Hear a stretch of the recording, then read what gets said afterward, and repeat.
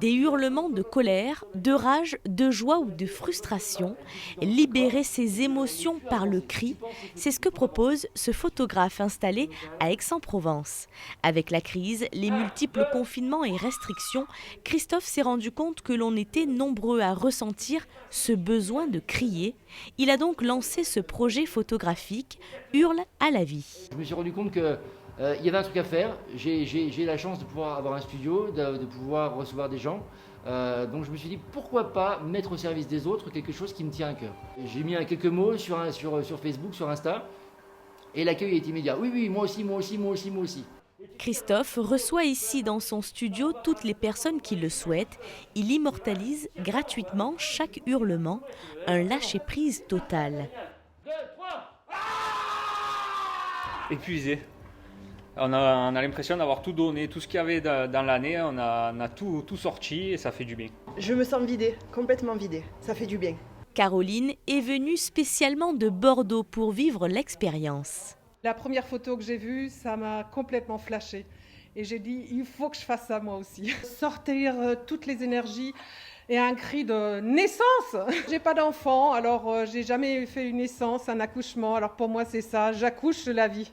Mais pour que la magie opère, le photographe commence par un petit échauffement, une mise en condition pour faire monter l'énergie et se libérer de toute pensée. Balance-les bien, tu les jettes loin. Seuls, en couple ou en famille, les participants ont des choses à dire. Souvent des artistes privés de leur métier à cause de la crise. C'est le cas de Solène, danseuse de profession. Complètement besoin, une frustration de ne pas m'exprimer depuis super longtemps de par mon métier.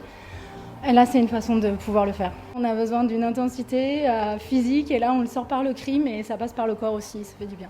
Si Solène a choisi de se mettre à l'aise en retirant son pantalon pour la séance photo, elle n'est pas la seule. Certains viennent avec des accessoires, d'autres se mettent à nu, au sens propre comme au figuré. L'exercice n'est pas évident, il relève de l'intime et pousse les modèles à se dépasser, parfois même à se surprendre. Il y a parfois des mises en scène, on arrive avec une idée, puis finalement le cri qui sort, c'est un cri qui est assez inattendu. J'ai eu encore ce matin, j'ai eu quelqu'un qui arrive avec de la joie, qui voulait faire un cri de joie et qui s'est surprise à pousser un cri de colère. Soraya, elle, a choisi de partager ses cris avec toute sa petite famille.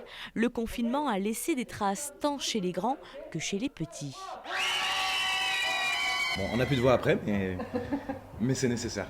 De faire partager aux enfants, parce qu'eux aussi, ils ont été énormément frustrés pendant cette période. Et ça fait du bien, chérie ? Oui. Les participants défilent et les séances s'enchaînent rapidement. Et regardez qui n'a pas résisté à l'envie de vivre l'expérience. Notre pétillante journaliste Anne Limbourg, qui nous a offert un cri de joie, évidemment. C'est assez incroyable parce que c'est pas évident de faire sortir toute son énergie. Mais voilà, c'est très très fort. Et je me sens presque vidée là. C'est assez incroyable comme sentiment. Et c'était génial, ça donne envie, j'ai envie de continuer en fait. Plus de 300 personnes ont donné de leur voix pour ce projet.